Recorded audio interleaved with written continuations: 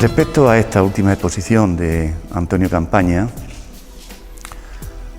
pues para mí ha sido una gratísima sorpresa, porque al conocernos tanto tiempo he visto perfectamente o he seguido perfectamente su evolución, desde aquellas cosas que hacía cuando llegó aquí, llenas de fuerza, de pinceladas grandes, amplias, ricas en materia, en texturas, buscando siempre color, calidades, a la delicadeza que aquí empieza a aparecer y a las transparencias que aquí empiezan a aparecer. Ha habido una evolución y un cambio enorme. Sin duda alguna, un grandísimo avance en maduración, como pintor, como persona. En el artículo que yo he mencionado antes, que está publicado en el catálogo, yo hablo de que normalmente el momento de madurez del pintor coincide con el momento de madurez de la vida. Y es así. Un señor que tiene buena voz, si le dan una buena canción, posiblemente con pocos años, pues esa voz florece y puede ser un genio del cante o de la canción. Pero en la pintura las cosas van más lentas y por otro derrotero. Se va mucho más despacio, hay que aprender un oficio, una técnica, es difícil y sobre todo hay que tener un gran cúmulo donde está esa despensa con los grandes aciertos y los grandes errores de lo que tanto tenemos que aprender los humanos. Así que yo esta exposición de Antonio la veo como una exposición realmente magnífica. Si soy sincero, tengo que decir que hace mucho tiempo que en Alcalá quizás no hayamos visto una exposición de esta envergadura, de este nivel, de esta categoría, donde pues evidentemente habrá muchos espectadores que quizás pues discrepen de la temática o del tratamiento que se hace de la figura humana, etcétera, etcétera. Yo no voy a entrar ahí, yo quiero ver la exposición como pintor, y como pintor es una delicia y una maravilla, y es un sinfín de enseñanzas para todos, una cantidad de calidades, una cantidad de recursos, un saber hacer de grandísimo pintor.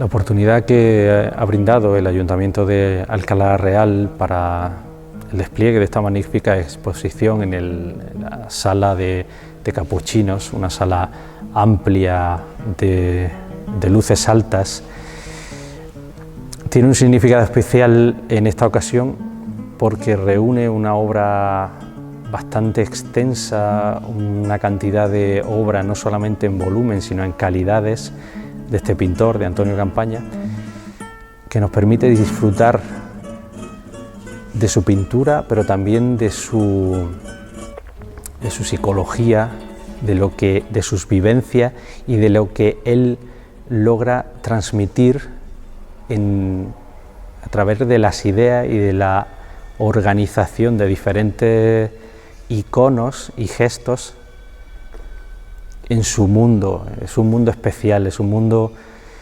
muy onírico que recurre a los sueños, que recurre a la realidad, a la sensualidad, al erotismo sutil, a la combinación del ambiente de un paisaje irreal, de un paisaje real. Tenemos olivos de la tierra, tenemos cielos nocturnos, tenemos grandes nubes. Tenemos una obra muy compleja que se puede disfrutar, que hay que desentrañarla poco a poco, es como una maraña, como un sedimento que se ha ido estratificando. No es asequible a primera vista, hay que prestar atención, hay que usar la inteligencia y la sensibilidad.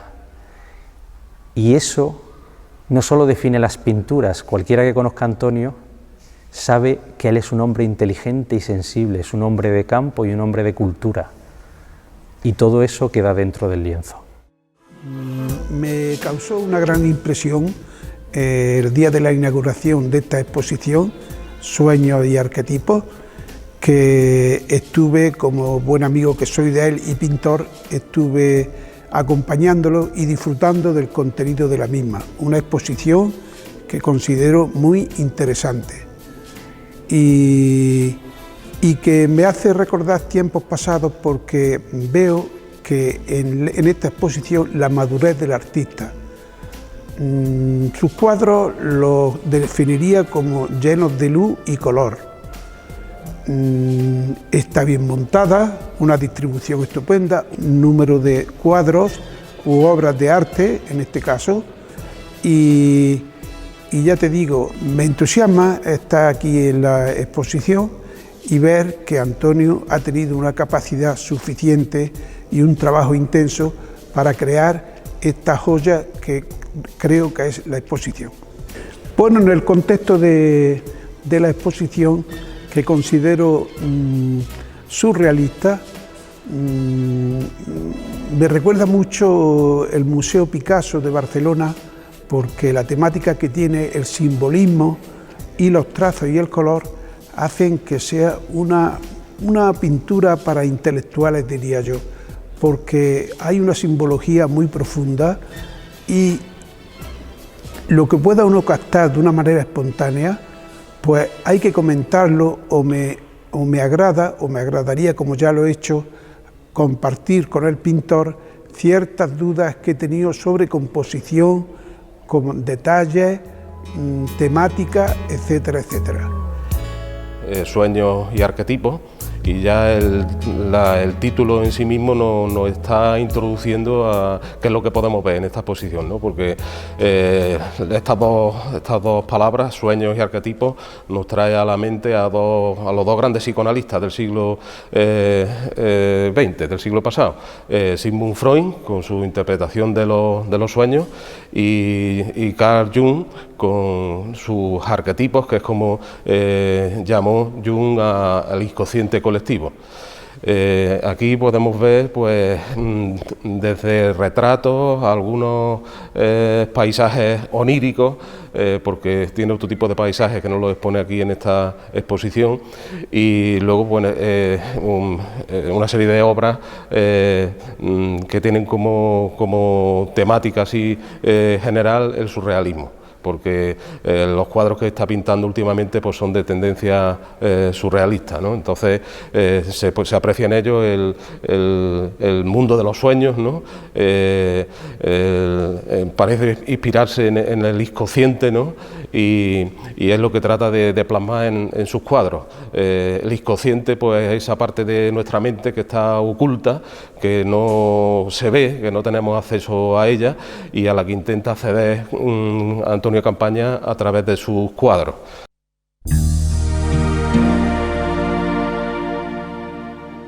Antonio Campaña nace en Castell de Campos el 25 de febrero de 1942 en el seno de una familia campesina. Es el tercero de 4 hermanos. Su padre era uno de los pocos hombres que sabían leer y escribir en el pueblo y el único que recibía el ABC.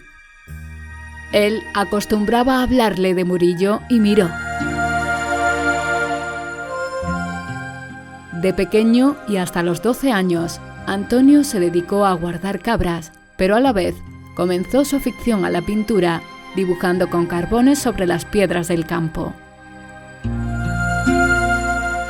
Hasta los 16 se dedicó a las faenas propias del campo y fue entonces cuando el doctor del pueblo, don Pedro Moreno Rivas, le enseñó a leer y a escribir. A los 16 años se matriculó en un curso por correspondencia de pintor decorador.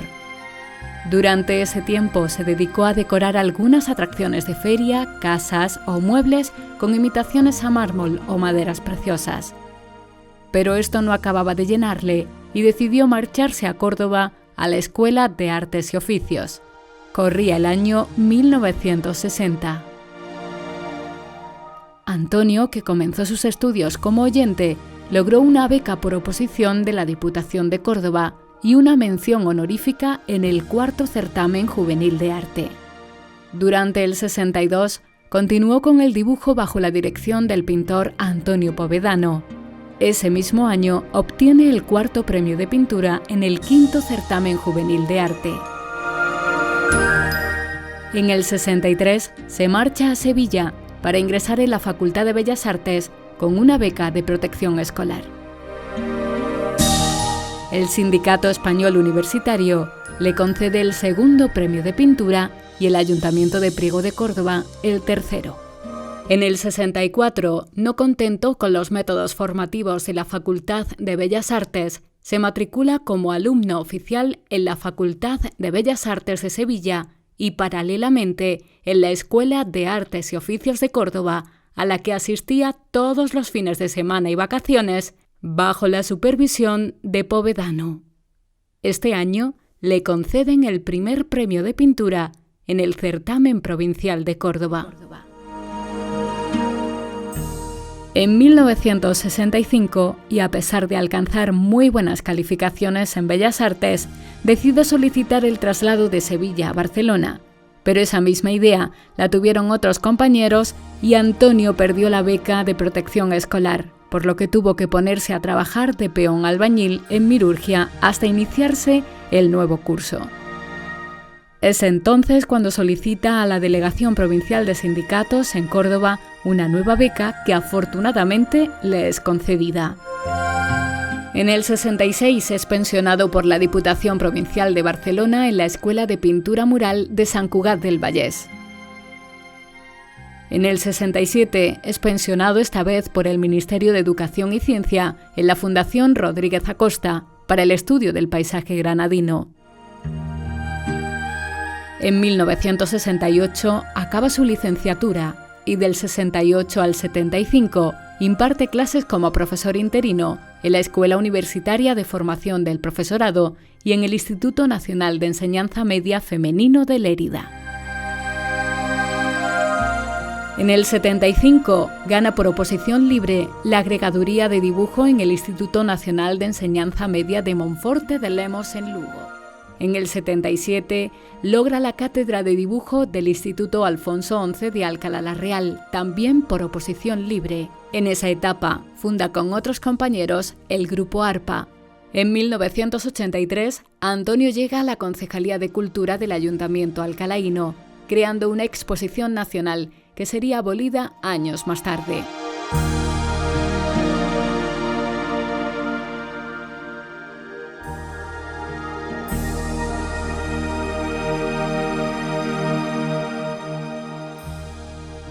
En 2002 decide jubilarse anticipadamente, en desacuerdo con el sistema educativo de entonces. A partir de este momento, Antonio se vuelca con la pintura creativa, destacando sobre todo el desnudo y algún que otro retrato, con los que viene haciendo exposiciones individuales, como la de Castil de Campos en 2011, la del Museo Alcalá Zamora en Priego de Córdoba en el año 2014, la de la Diputación de Córdoba en 2015 o esta última de 2016 en Alcalá la Real. Una vocación que Antonio mantiene viva pincelada a pincelada.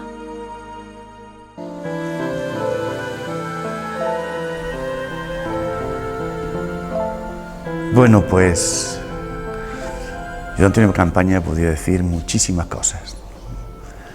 Lo conocí en un momento para mí crítico, muy especial. Estaba luchando o intentando ser pintor en un medio que entonces aquí en Alcalá era muy complicado hacerlo, porque no había más que 4 facultades de Bellas Artes en toda España, o si acaso 5, porque había una de Bilbao.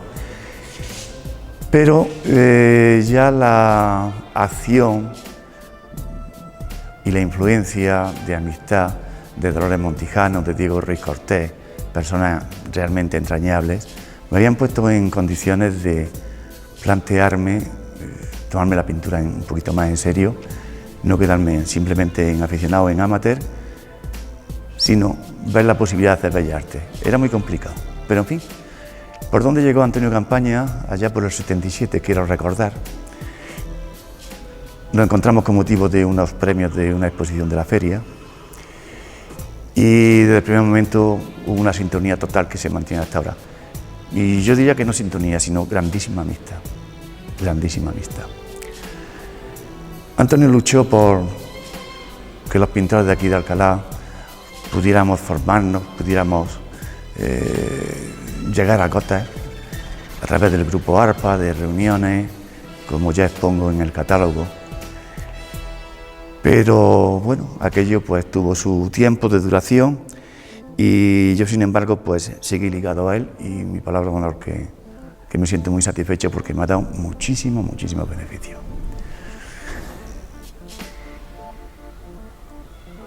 No sé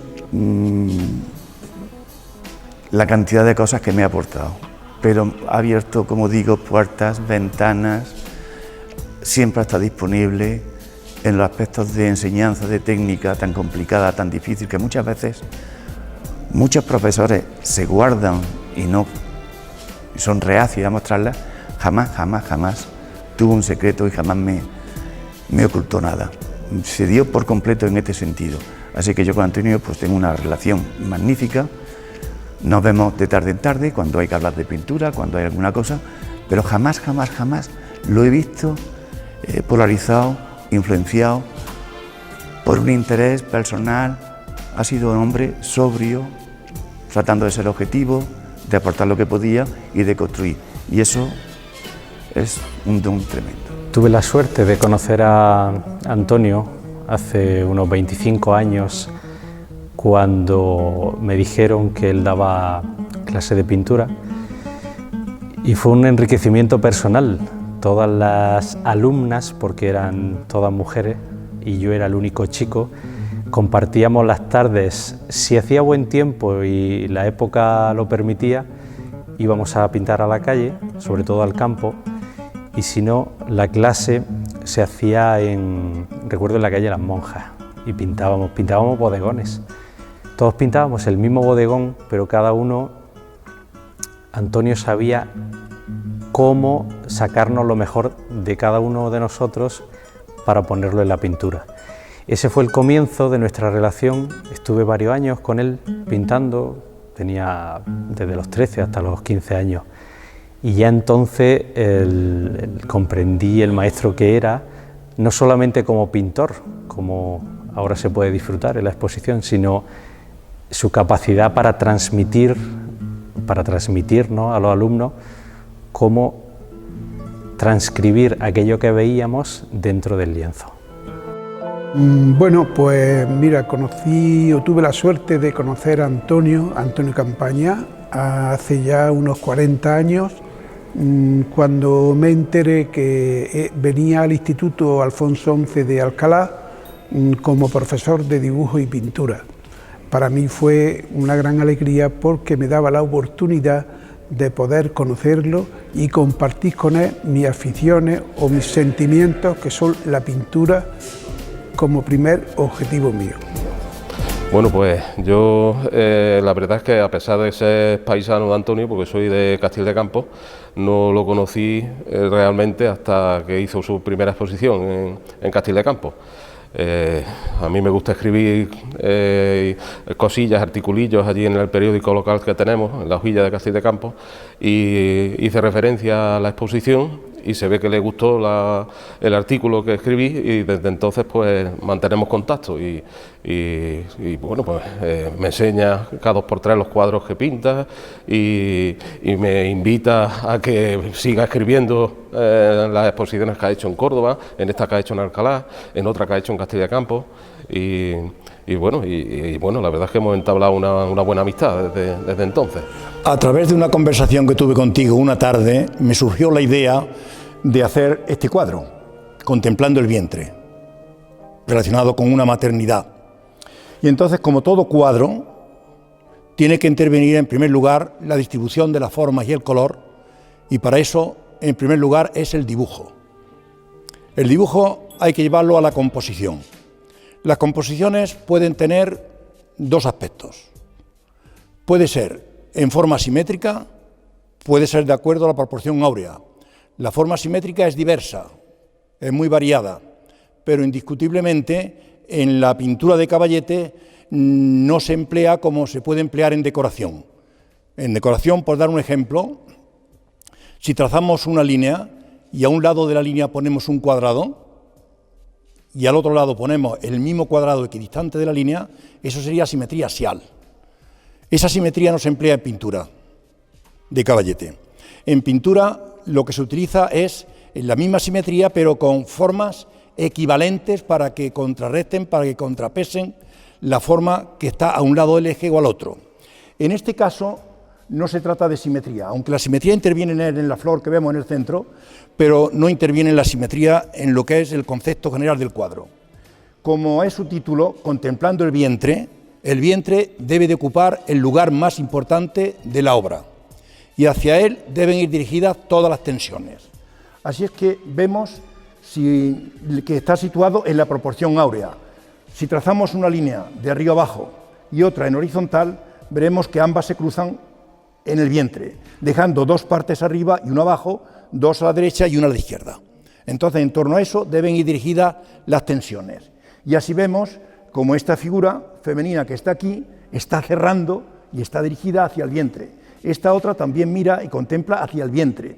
La propia cabeza se inclina también para que todas las tensiones del cuadro vayan dirigidas a ese punto que es el de mayor importancia, que es el que le da su título general al cuadro. En todo cuadro debe haber una armonía. La armonía se consigue por contraste o por analogía. ¿Qué es el contraste? El contraste es una cosa opuesta de la otra. ¿Cómo se produce el contraste en los colores? El contraste en los colores se produce cuando un color no entra en la composición de otro y se aproximan. En este caso, lo que ocurre es que dan brillantez e intensidad y limpieza al color. Mientras que en la analogía, un color es análogo de otro cuando entra en la composición de ese otro, cuando son parecidos, cuando son de la misma familia o de los mismos tipos de tonos o de matices. En este caso, la armonía es intermedia, no es ni por contraste ni por analogía. Aquí no hay fuertes contrastes, pero en todo esto predomina una analogía general, excepto en los azules que estamos viendo en esa flor surrealista del fondo. Todo lo demás queda en armonía por analogía porque todos los colores intervienen en todos los que hay. En un cuadro, lo primero que pregunta la gente es ver los significados. ¿Qué significa? ¿Qué quiere decir? ¿Por qué está esto aquí o por qué se ha situado esto otro? Eso es complejo de explicar y tendría una explicación clarísima en el cartel.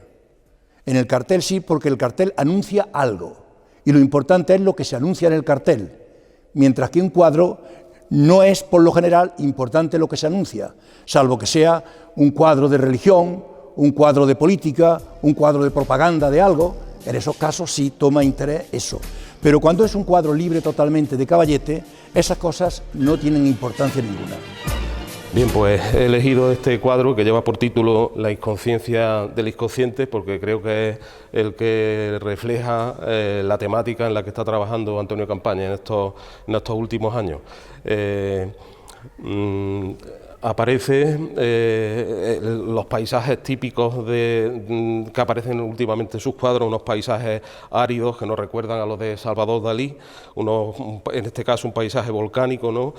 Sin vegetación, un paisaje que no es de este mundo, ¿no? Y que proviene pues eso, del mundo de los sueños, ¿no? Y algo que caracteriza su pintura en estos últimos años, pues esos paisajes oníricos, ¿no? Esos paisajes que no son terrenales o que son de otro mundo, ¿no? Luego aparece sobre este paisaje volcánico sobre un cielo tormentoso con unas nubes que se humanizan, porque aparecen figuras, caras que se retuercen, ¿no? En esas nubes y bueno, aparecen unos ojos que suelen aparecer con bastante frecuencia en la pintura de Antonio Campaña y que yo creo que aquí lo que nos simbolizan es el inconsciente, ¿no? De ahí el título, ¿no? La inconsciencia del inconsciente, como si el inconsciente pues, hubiera cometido el error de aparecer cuando normalmente el inconsciente está oculto y no tenemos acceso a él, como no sean los sueños o en los delirios, ¿no? O en otro tipo de situaciones extremas, ¿no? Porque el inconsciente, pues, en el inconsciente se almacena pues, todo lo instintivo, lo reprimido, lo que no queremos que salga a la realidad, ¿no? Que salga al mundo real, digamos, ¿no? Entonces, bueno, pues esos ojos, yo creo que en este cuadro lo que Antonio Campaña quería representar pues es el inconsciente, ¿no?, que ha tenido un desliz y aparece ahí representado con esos ojos que nos clavan la pupila, ¿no?, porque son unos ojos cónicos que nos penetran, ¿no? Y luego, bueno, el resto del cuadro nos muestra pues los instintos más salvajes del ser humano, que yo creo que están aquí representados con este caballo en corbeta, ¿no?, que amenaza como a esa modelo, a esa mujer que hay ahí en cuclillas y que es pues el objeto del deseo, ¿no? Esto es un retrato del sombrerero y el retrato es totalmente distinto, no, muy distinto a lo que es un cuadro de Caballete, porque no intervienen lo que es la composición, no tiene por qué intervenir en un retrato. Un retrato, como su nombre indica, lo más importante es el retrato. Y entonces, en torno al retrato, tienen que estar resueltas todas las demás cosas que intervengan en el cuadro. Una de las cosas que puede intervenir es la proporción áurea, si interviene, sobre todo el punto de oro. Y eso lo sabes tú como retratista, perfectamente. Aquí vemos que en esta figura tenemos también al 2×1. Si divides de arriba abajo el eje por la nariz y la boca y cortas por la boca, tenemos dos partes abajo y una arriba, dos a la derecha y una a la izquierda. Entonces el retrato es lo más importante. Luego interviene la armonía, pero la armonía aquí no es fruto del pintor, la armonía ya está en la misma tela que se representan, que en otro caso puede ser distinto. Luego, ¿qué hay de creatividad? Hay de creatividad aquí en el retrato, pues lo del fondo, ese paisaje que al ser alcalaíno, pues se pone como referencia la mota, pero la mota idealizada y el paisaje totalmente idealizado, pero todas las líneas del paisaje van conduciendo hacia arriba, hacia la cara, cerrando, unas que bajan, otras que vienen hacia aquí. Y por último, esas nubes raras y extrañas, que se caracterizan mucho en mi pintura, son las que sitúo como montera, poniéndose como montera, el cielo alcalaíno, este torero. He elegido este cuadro que lo veo único de la exposición. Hay una colección bastante de desnudos con una categoría extraordinaria de dibujo y color, pero este cuadro tan pequeño para mí destaca en la exposición que estamos viendo. Resulta que no hay que decirlo porque aquí sí está todo claro, excepto esa cruz un poco simbólica que tiene, como si la cruz, como el Papa Francisco estuviera ligado a la cruz o la cruz está ligada al Papa Francisco. Es un cuadro de técnica maravillosa, lleno de color, de simbolismo, que para mí es uno de los más importantes de la exposición.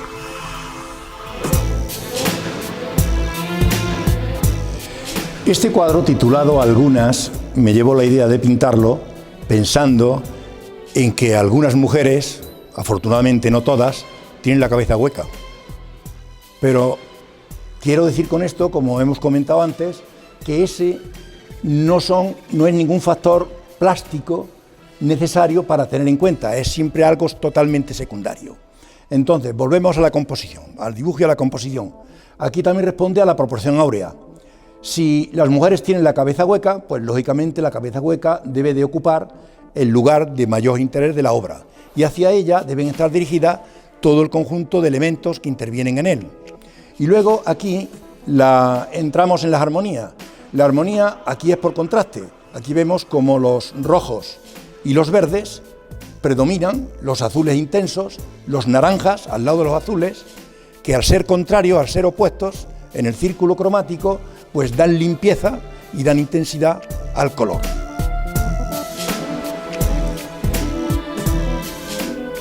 Este círculo que aparece aquí, pues no es ni más ni menos que un elemento más para cerrar, porque en un cuadro se establece también lo que se llama recorrido visual.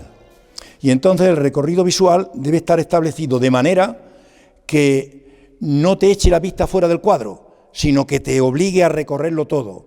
Eso tiene que estar en el consciente del pintor para que el inconsciente del espectador lo siga sin darse cuenta. Entonces, aquí estamos viendo lo siguiente, Si este es el punto más importante, hay que darse cuenta cómo esto gira hacia allí, como estas líneas bajan hacia abajo, como estas te van cortando arriba, como aquí, después de venir aquí, la luz y la vista te viene a este círculo, del círculo pasa a la puerta, de la puerta viene a parar aquí, de aquí pasa por la manzana y por el pecho y entonces no te deja salir, sube por la mano y se establece el recorrido visual para que veas todo el cuadro. Eso el espectador generalmente no se da cuenta, pero el pintor debe tenerlo en cuenta. Este cuadro lo he llamado traspaso onírico y como estamos viendo se ve un traspaso de un mundo de agua que está detrás a un mundo más sólido que está delante, pero con sus peligros. Es el caballo el que salta y puede caer perfectamente. Este no responde a la proporción áurea, está hecho en simetría. Si fuera simetría axial, estaría allí la misma mujer que aquí. Lo mismo que aquí arriba tenemos estas partes que son exactamente igual que aquellas. Eso es la simetría axial. Esto ya no, esto es simetría compensada, dentro de la simetría axial. Y entonces, aquí se caracterizan dos cosas fundamentales, podemos ver. Por un lado, el recorrido visual. El recorrido visual va girando en torno al caballo, que es la forma central y la que caracteriza el traspaso onírico, y no te deja salir de la obra. Vas viendo estas formas que van continuando por ahí, continúa por esa modelo, continúa por la serpiente y continúa aquí y va dando la vuelta en torno a ello y no te deja salir de la obra. Te obliga a que la veas entera, aunque no te des cuenta. Luego los contrastes, pues aquí la armonía es por contraste. Vemos también los verdes, los naranjas y los rojos, algunos con toda su intensidad, pues para dar limpieza de color, para verse con más fuerza. Incluso esos verdes oscuros que hay ahí contrastan por analogía con los mismos verdes mucho más claros que están al lado. Y esos rojos todo intensos pues van contrastando con los verdes. Este cuadro con reminiscencias surrealistas es un cuadro que lo titulo El maleficio de la doncella. Y entonces, como se puede ver aquí, lo más importante es cómo se está hipnotizando o entonteciendo a la doncella. Así es que aparece esta figura principal en primer término, que es un desnudo, sentado sobre unas telas, un arco que va dando la vuelta para completar recorrido visual, esa mano que se alarga para caer una especie de calabaza o de cosa extraña, en el punto áureo, queda también en aquel lado, porque puede quedar lo mismo a derecha que a izquierda, que abajo, a derecha o a izquierda. Punto áureo es la confluencia de dos partes con una dentro de una superficie rectangular, dando lugar en 4 puntos.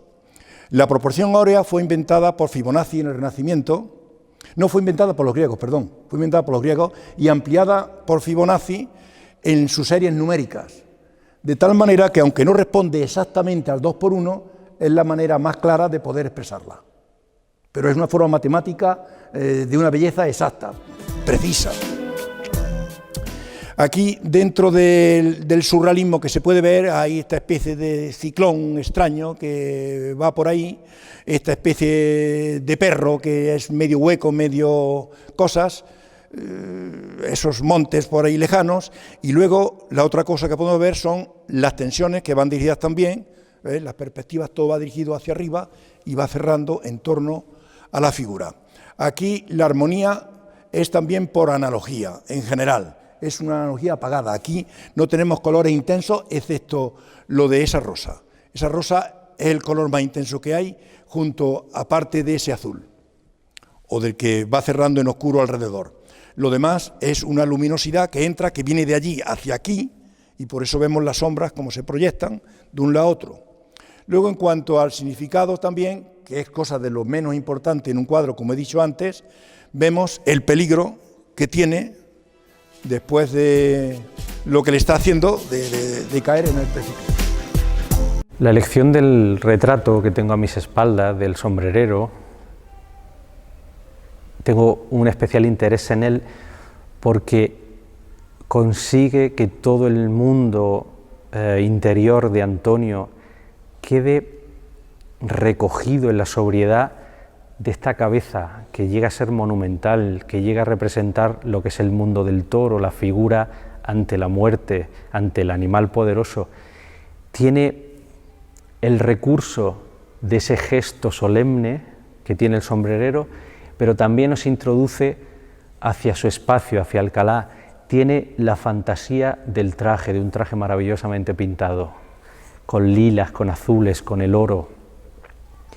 Toda la obra de la exposición, que es estupenda, tiene diferentes tintes, pero la concreción, la capacidad de hacer que toda esa tensión y todo un ideal en la pintura quede recogido en solo una cabeza, como los grandes maestros del barroco, como Velázquez, como luego hizo Goya, que fueron grandes pintores de grandes cuadros, pero que con solo en la expresión de una cabeza conseguían decir todo aquello que querían. Este cuadro, El sueño de la belladona, como su nombre indica, hay un sueño, está la planta belladona y hay toda una serie de elementos que recuerdan al significado del mismo. Entonces, ¿qué es la belladona? La belladona es una planta alucinógena que utilizaban las brujas en la Edad Media, pues para decir que volaban en las escobas y demás. Entonces yo pongo aquí una mujer, puede ser una bruja, desnuda, durmiendo sobre la playa, de luna llena, cerca del mar, montada sobre una escoba. Al lado está la planta de la belladona, de la que sale una serpiente, que es el veneno, y esto, el significado que tiene es ese, que las mujeres de esa época, las brujas de esa época, pues untaban en el rabo de la escoba la sustancia de la belladona y al tomar contacto con los genitales lo absorbía la sangre y entraban en sueño profundo. Y entonces tenían alucinaciones, y esas alucinaciones es el mito, es la mentira de que las brujas volaban, pero las brujas no vuelan. Por eso yo pongo el elemento de la escoba y de lo demás. Luego, otra de las cosas es ese macho cabrío, que es algo muy característico en lo que se llamaba aquelarres. Los aquelarres eran las reuniones que hacían con la luna llena las brujas durante la noche para confesarse al diablo de las cosas que habían hecho buenas. Y entonces tenían relaciones carnales con los machos cabríos, que es uno de los animales más voluptuosos que hay en la naturaleza. Aquí vemos también que la luna llena ocupa la proporción áurea, el macho cabrío y la bruja sobre el macho cabrío. No responde el cuadro totalmente a la proporción áurea, aunque la luna sí está situada en el punto de oro, en el punto principal de oro. Luego, la armonía es más por analogía que por contraste. Vemos que la serpiente va en tonos azules y verdes, en los que interviene un color en el otro y viceversa. Por lo tanto, va en analogía. Y todo lo que son las carnaciones va en analogía. Y parte de los colores de las carnaciones intervienen también en todo ese suelo arenoso de la playa, que es también analogía, lo mismo que en la escoba, también es analogía. Y luego, pues, los verdes y los azules completan un medio contraste con lo que hemos explicado antes, en analogía entre sí. Me piden que elija un cuadro de la exposición, el que más me guste. Es muy difícil eso, me gusta muchísimo. Como le he dicho antes, me lo llevaría casi todo. Pero en fin, bueno, vamos a centrarnos en este, que me llama muchísimo la atención porque precisamente lo que hablábamos antes de cómo está resuelto técnicamente. Antonio ha insistido siempre mucho, Antonio Campaña, ha insistido siempre mucho en las bases claves de una obra de arte. El dibujo, la composición, la limpieza de color, la armonía, los ritmos, etcétera, etcétera. Esto ya lo hemos oído muchas veces. Bueno, pues en este cuadro se puede ver perfectamente cómo esto se ha clavado. Si observamos el cuadro, en principio vemos que hay una composición que seguiría una gran línea, un gran esquema de un gran triángulo isósceles. La línea vertical, signo de vida, de pujanza, y la diagonal, signo de movimiento.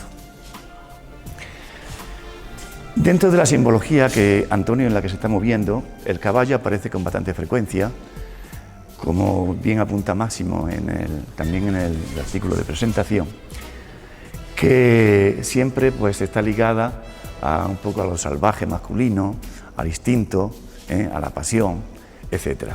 Fíjense ustedes que la diagonal, que siempre marca un movimiento, no una quietud, se abre, se avalancha, ¿cómo diría? Se encabrita ante una chica desnuda. El tratamiento que hay es magnífico, de limpieza de color, en contrastes de colores, en pincelada. Si viéramos cómo está resuelto esto por detalles, fijando la cámara con lentitud, veríamos que está hecho con una limpieza, con una sutileza y con una sabiduría enorme. Pero me voy a quedar en algo solamente, en este trozo de la figura. Como pintor tengo que decir que este tratamiento de una carnación es complicadísimo, lleno de matices, sutileza. Aquí han entrado los azules, los verdosos, los rojos, los naranjas, los blancos, en una armonía que fíjense ustedes cómo nos va llevando a lo que es una carnación de una finura, de una poesía, de un encanto, de una delicadeza, de una ternura extrema. Miren ustedes, esto no lo hace cualquiera, esto hay que estar muy ducho, muy preparado para conseguir eso. Y luego vean ustedes cómo se organiza dentro de un paisaje, dentro de esa composición, cómo se contrapesan los ritmos, cómo la mirada no se escapa de aquí, lo que sería el recorrido visual, e incluso luego las sugerencias que también plantea el cuadro a otros niveles, porque por ejemplo aquí posiblemente se está sugiriendo unas piernas con un pubis o alguna de este tipo, que va sugiriendo un poco por dónde va el desarrollo de la escena o por dónde quiere sugerirnos el pintor.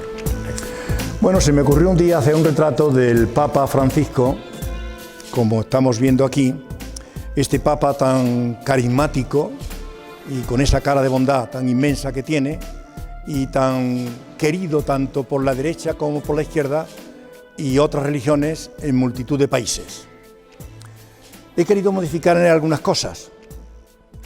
Por ejemplo, el Papa Francisco no quiere llevar oro en sus collares. Yo lo he hecho de oro, el collar que lleva, porque el color crema que le he puesto en la sotana me quedaba muy mal con el blanco de la plata, que es lo que utiliza. Por eso utilizo ese color dorado en la cadena, que es de pura invención, no es la misma que él lleva tampoco.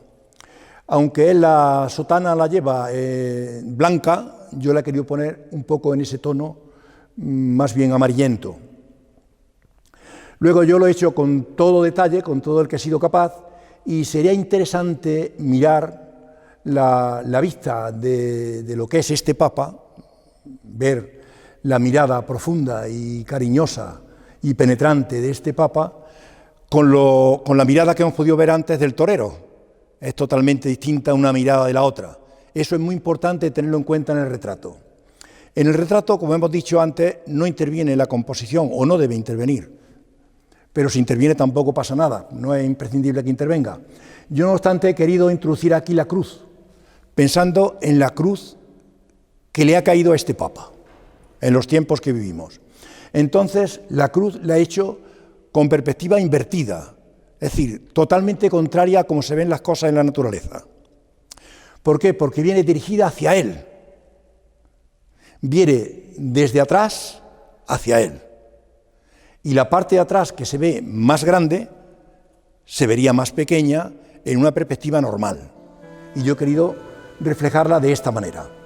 La cruz es de pura invención, totalmente, y en torno a ella y a la parte superior de la cabeza he puesto esa especie de limbo o círculo luminoso que puede simbolizar un poco esa claridad intelectual o espiritual que le concedo al Papa, y el resto pues en tonos oscuros para aumentar mucho más esa luz.